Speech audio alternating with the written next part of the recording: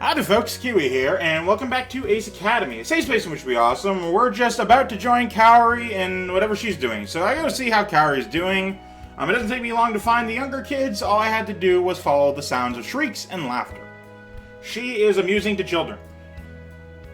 Oh my god, that's fucking adorable. I gently push open the door and see Kaori surrounded by children. Both of her arms are full, I suppose, of kids, and one even hangs on her back. The rest hug her legs, although Kaori weakly protests. The huge smile on her face gives away her true feelings, which is duh. Never seen her this happy before. A chorus of Miss Kaori circles around circles her as the children compete for her attention. I like this fucking little girl that's just like, ah! Suddenly, the child in Kaori's back slips. With a sharp yelp, she grabs a strap on Kaori's clothing. Careful. Yeah, there you go. I thought it was going to go in a weird direction, but nope. Still adorable. The strap falls off her shoulder as she bends down so the child can land softly on a table. I got it. Ito gently places a strap back on Kaori's shoulder. I wait in secret glee for the impending doom Ito has inflicted upon himself by touching her. But to my surprise, Kaori doesn't react. Yeah, because he's helping her and not being weird about it. Fucking color me, silly. Surprise. Fucking color me. I don't know. As Ito tries to take one of the kids out of Kaori's hands, the child looks at Ito for a second, then burrs his face into Kaori's shoulder. Kaori laughs. I don't think she wants to leave anytime soon. Ito laughs too. I can't really blame her.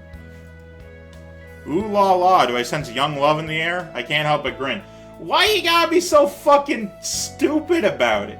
They're caretaking for children. Come the fuck on. You leave those thoughts and feelings at the door, and you take care of the children. Since you've got your hands full, why don't I take care of their snacks and set up for the next activity? Your voice is a little too pleasant for my take, but, you know, that's good for kids, so fair enough. You probably never leave, I guess. That'd be great, thanks. No problem. They smile at each other. You know, as good caretakers do. Wow, a smile from Kaori. It must be serious. What the fuck are you talking about? I tiptoe back out of the room and return to my older kids. It looks like Kaori is doing more than okay. Another hour passes by in a blur, and before long, the parents trickle in to collect their children. The kids whine that they want to stay longer with Miss Kaori, but their parents urge them home, of course. After all the kids have gone, the staff wave goodbye to each other and pick up to go home too. Before I go, I want to catch up with Kaori. Yeah, it was a good day. I want to talk about it. And we're friends. Hey, so that's cool. Found her with Ito cleaning up the toddler's room.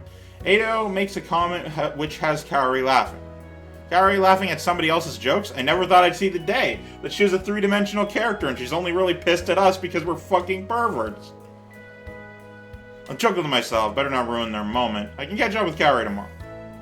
Before I can slip away again, Kaori notices me and heads over. Hey. Eh? Stop my giggling. What? I'm clearing my throat. She raises an eyebrow. What's up with you? Don't ask. I don't fucking know. It's a fucking roller coaster from start to finish. I can't believe she doesn't know. Who is this? Spin around and spot Uncle Miguel chuckling behind me. Who is this? I know, right? That's cute how oblivious she is. Ah! Miguel nods, but Kaori huffs. What is wrong with you two? Hey Kaori, I'm heading off. I'll see you later. Kaori's demeanor softens as she waves at Ito. Oh, yeah, sure. Good work today. They're gonna shoehorn in this romantic tension instead of just being good friends together. You too. Miguel, is that how you pronounce? I don't know. Miguel chuckles again and pitches his voice high. Good work today. What an asshole. Who the fuck is this? Get the... Kaori freezes as her face turns beet red. It's nothing like that. Yeah, obviously not. Unless it is because of this game, in which case, well, there you go. Sure. We believe you. Stop! Yeah, I want it to stop too. She scowls at us and then stomps back into the toddler's room and throws toys into their bins. Young love, so precious. Why is my guy such a pretentious douche? Miguel grins. I'm glad I came out today. I got to see another side of Kaori, one that I won't soon let her forget. After I gather all my things, I drive home. Yeah, get these children out of here. I got shit to do. After parking my bike, I let myself into the house. The living room is empty. Except for the rustling of the creature in the corner ripping papers up. Where is everybody? Your voice is in the kitchen. Hurry over. The fuck is this noise? Hang on. I need to see. Yeah, I just saved. Okay, so it is only in the game. That's just fucking weird. What the hell's happening? God, it's like Doki Doki again. I pause as soon as I push open the doors. Nikki's bent over the table laughing. Aunt Yuki stands by the fridge laughing as hard as Nikki. Uncle Kato chugs water, looking increasingly confused. Oh, hi, Aunt Yuki. I didn't know you were here. Are you wearing clothes this time? Particularly under the sweater you're wearing. Yuki tries to compose herself when she sees me and rushes over to hug me. Probably then. Oh good, you're home. Oops, I got some flour on you. I don't see any... whatever. That's okay. Uncle Kato's eyes are watering as he lunges towards the fridge and pulls out a carton of milk. Are you okay? Doesn't answer as he chugs a fresh glass of milk. I don't know what the fuck is happening. What is this sound? Why are things happening? What the fuck? Is this a metaphor for how thirsty he is? Nikki finally composes herself enough to answer. Aunt Yuki's making us Chinese food tonight. She ran one of the chilies around the rim of Uncle Kaito's glass when he wasn't looking. Ah, gotcha. She starts laughing again. It doesn't hit you at first. Once it does. Kaito takes another swig of milk while Aunt Yuki giggles. I'm sorry, I couldn't resist. I couldn't resist poisoning you. Their laughter is infectious, and I find myself laughing with them. It's good to see Aunt Yuki hasn't lost her sense of humor. Uncle Kaito, hasn't Aunt Yuki played this same prank on you before? She has. That's what makes it so funny. It's been a while. Cut me some slack. Shink. Slack. I'm sorry, that was a visual joke. You're losing your touch. Aunt Yuki's been away for too long. Nikki sighs. I really wish that fucking background sound would stop. It's weird. Do you really have to leave again, Aunt Yuki? It's so fun when you're around. Hey, are you saying I'm not fun? Correct. No, you're fun too. That sounded awfully like a pity compliment. It is. Nikki giggles. And Yuki fidgets with the corner of her apron. Actually, she's you'll all be clearly seeing wearing. a lot more of me. Ah, because you're sleeping together again. Kaito looks at her in surprise. Really? She meets his gaze and nods. If that's all right with you. I'm going to be staying here. You know, if you're cool with that. What's okay? Of course. I just... Does that mean you're really going to stay here? Because that seems an awful lot like manipulation. Just like you demand that, or rather, you command that you're doing a thing, and then you ask if it's okay. Fucking. Yeah, unless there's a reason why I shouldn't. Stop this madness. No, but... Kaito hesitates. Nikki watches with bated breath. Her eyes are wide with excitement, and I can tell it's taking a lot of self-control to keep quiet. I'm unsure if I should ever be witnessing this conversation. Even. And Yuki seems to understand Uncle Kato's unspoken question. Watching you with the kids, you've, Yuki. Oh, well, sorry, that was my finger twitching. Nikki can't hold it in anymore and explode. Aunt Yuki belongs here, Uncle Kaito. Let her stay. Wow, presumptuous. Both Yuki and Kaito blush. Nikki? What? You clearly need my help. That's a bad thought process. Let's give them some privacy.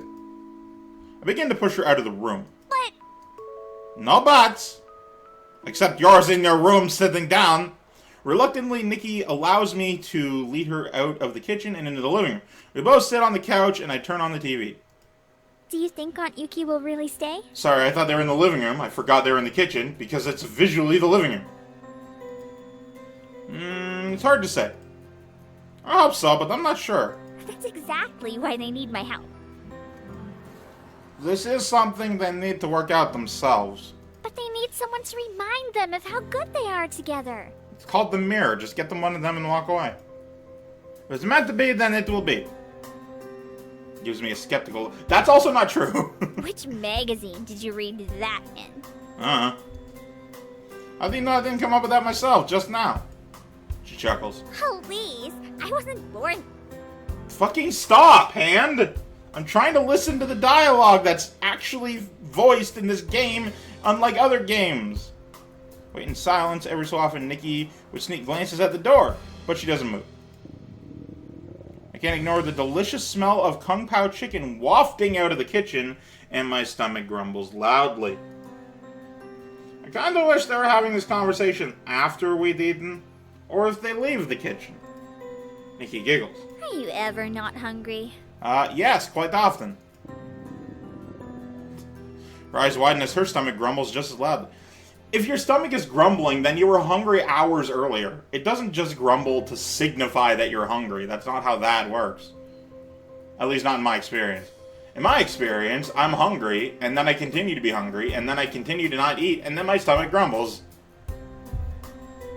Now it's my turn to laugh. Ha ha ha ha! Oh wait. Ha ha ha ha ha! Luckily, we don't have to wait much longer before Aunt Yuki pops her head out. Are you kids hungry yet? Starving! Then I guess we'd better feed you. Dinner's ready. Jump to my feet and race into the kitchen, but Nikki lingers beside Aunt Yuki. Does this mean you're staying? Of course I'm staying. There's no way I'm going to let Kato keep you kids to himself. Fair enough. Question mark? Nikki grins from ear to ear and hugs Yuki tightly. I'm so happy! There will finally be another woman in the house! You mean there was one to begin with? Oh! The joke is she's kind of young, so she's not a woman, she's a girl. It's whatever. It's a dumb joke. And Yuki laughs, or Aunt Yuki laughs, as the two of them join us at the table. I don't know how you managed all by yourself. Me neither. Everyone is all smile. I love the all smiles comment because that's ripped straight from fucking Half-Life Full Life Consequences. It's hilarious. As we sit down to eat. Free man. After dinner, Nikki dragged Aunt Yuki upstairs to show her the new dress she bought last week. Why did she buy a dress last week? What was the occasion? Dresses aren't just a thing you buy. Usually you have a reason to buy those. Uncle Kato and I are watching TV. Blah, blah. In the middle of our show, my phone dings with an email. As he opens the email, his jaw drops. Oh, his phone. What is it? It's an email from the PI. What does it say? He holds the phone out for me to see, and we review the email together. Again, the content does not share much, but stresses that the accident might have been more than just an accident. The other driver had been spotted talking to Dad right before the car crash. That doesn't imply that it's not an accident. Wait, someone wanted to hurt Dad on purpose? It could still be an accident. It's less likely, but still possible. Kato's voice is grim. That seems to be what the PI is implying. Why would he want to hurt them? I wish I knew. Wasn't the other driver someone your dad knew? Yeah, Ezra Wilson was Dad's colleague. They worked together they worked closely on projects together. Did something happen between them? Not that I'm aware of. Yeah, not that I know of. And we can't ask him since he's still in a coma, last I heard. Okay. Interesting. Kato nods. Well, the PI is still investigating. I'm sure he'll have more information soon. So, if your dad's dead and the dude is in a coma, would you not know that before now? That seems like a thing you would know immediately. None of this is making any sense. Ezra and Dad worked on the same projects together for as long as I can remember, and he always seemed like a nice guy. I can't imagine that he'd want to hurt Dad. Exclamation point. Does this mean Dad knew what this was coming too? But how could he? He only left because Nikki called him. What about Mom? I let out a frustrated sigh.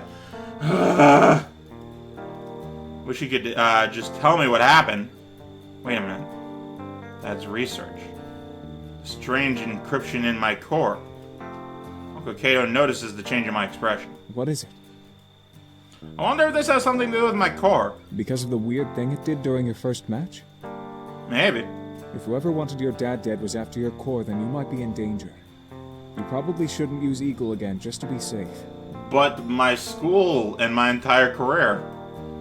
I didn't go that far. All my core did was use extra energy packs. At least that's what my professor said. That's why the referees didn't disqualify me from the match. Extra energy doesn't sound like something to kill over. Well, maybe it's because it's a one-shot KO for anyone else, and this is and the gears are really a huge thing in this economy, and it's just how it works. My thoughts exactly. I brought up my core for a different reason. It might be nothing, but our team engineer found a weird encryption from Dad in my code. She didn't think it was anything important, but now I'm not sure. What does it say? I don't know. Why the hell I'm not an engineer. He nods. Try to refocus on... Engineers are mystical sorcerers, okay? I don't know that shit. I try to refocus on the TV show, but I can't stop thinking about the accident on purpose. I think I'm just going to go to bed. Alright. Try not to stress too much about this. I promise we'll find out what happened. I smile weakly. Thanks, Uncle Kato. After saying goodnight, I get ready for bed and then slip under the covers. I close my eyes, trying to clear my head, but end up running through every detail of the accident I remember, hoping to find a clue. Eventually, I fall asleep out of pure exhaustion. I don't think I've ever once done that. I fall asleep at my computer out of exhaustion, but never in my bed. I slap off the alarm and feel unusually energized this morning. Today is the match against Akira, and after the training session yesterday with Coach Ethan, I feel confident in our abilities. This should be an exciting match. After getting ready, I wolf down my breakfast and drive to school. Is that not more of a ride than a drive? Do you drive a bike? Ride a bike. I don't know. Yuna stops me on my way to the pre-combat room. Hey!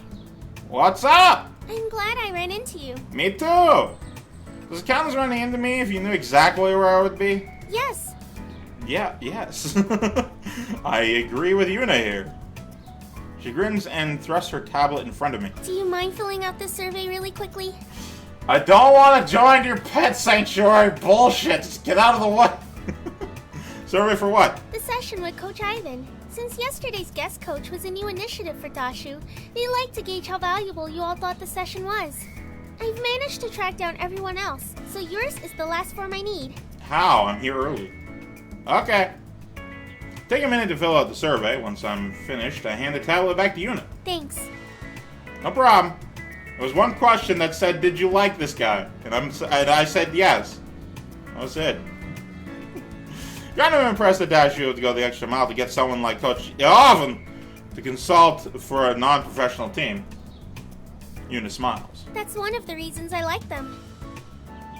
I wonder how they got them to agree. Oh, it was easy. All I had to do was call.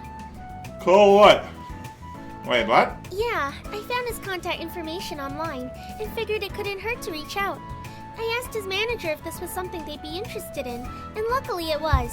Then I introduced the idea to Dashu, along with the proposal I put together. You have one of the most, natural-sounding voices. Kaori is too aggressive, Maya is too kind of quiet, Valerie is too flirty. Sho has a kind of natural voice, but I don't like him anymore. I like you. You have a good voice actress. After that, it was just a matter of getting their approval and support with logistics. You put all this together? Yuna blinks in surprise, then blushes. It wasn't all me. But the idea was yours. She's also your manager, so that makes fucking sense. Actually, you helped out with some of the logistics for the Dashu event before the XZ concert, too. Yeah, but it was for stuff involving the team. I wanted to make sure you guys were getting properly introduced and represented. I didn't even question that, because I'm just like, yeah, she's the manager. Of course she would set that up. That makes sense. I had no idea. Also, that'll have to be it for this one, so thank you guys so much for watching. I, of course, am Keywii. You've been great too, and yourself a delightful day. Goodbye!